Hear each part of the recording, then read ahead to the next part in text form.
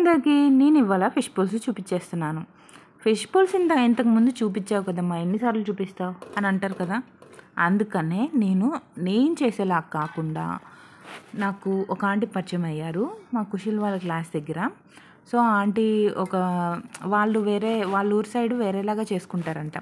So ఆ process నాకు చెప్పింది. సో అలా ట్రై చేసి చూశాను, ఎలా వస్తుందో చూడాలి. వీడియో అయితే లాస్ట్ వరకు చూడండి. అంతకన్నా ముందు మన ఛానల్ ఏమైనా ఫస్ట్ టైం చూసినట్టయితే లైక్ చేయండి, షేర్ చేయండి, సబ్స్క్రైబ్ చేయండి.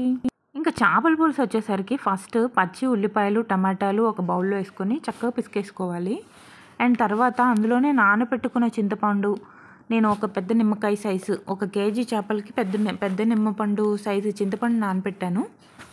అది చక్కగా మంచిగా పిసికేసి ఉప్పు, కారం వేసేసాను, పసుపు కూడా వేసాను. తర్వాత చేప ముక్కలు నీట్గా క్లీన్ చేసుకోవాలి. క్లీన్ చేసుకున్న తర్వాత ఇది ఏదైతే మనం మిక్చర్ కలుపుకున్నామో అందులో పెట్టేసుకోవాలన్నమాట. ఈ ప్రాసెస్ అయితే వినంగానే ఆంటీ దగ్గర మా నాన్నమ్మ యాక్చువల్లీ ఇలాగే అన్నీ కలిపి పెట్టేసేదనమాట పులుసులాగా. అండ్ కాకపోతే వీళ్ళు కొంచెం వెరైటీ. ఇది ఇలా చేసిన తర్వాత వాళ్ళు పోపులాగా వేసుకుంటారంట.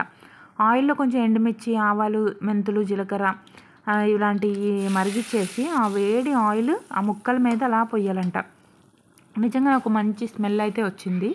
అండ్ తర్వాత ఒక మసాలా చెప్పారు ఆంటీ. అదేంటంటే ధనియాలు 2 స్పూన్లు, జీలకర్ర 2 స్పూన్లు, మెంతులు 1 స్పూను, మిరియాలు 1/2 టేబుల్ స్పూను ఇవి వేసి కొంచెం ఫ్రై చేసి పౌడర్ చేయమన్నారు.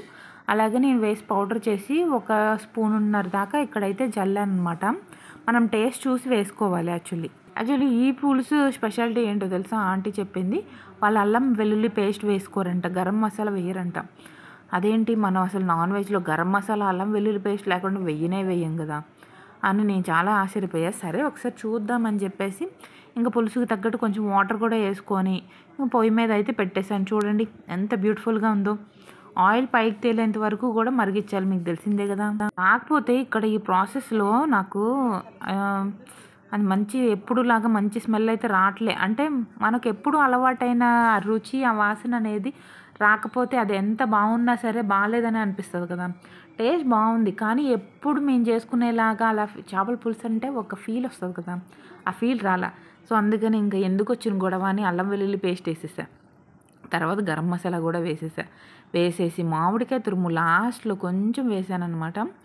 వేసి మరిగించాను. అప్పుడు కొంచెం మన ఫీల్ అనేది వచ్చింది.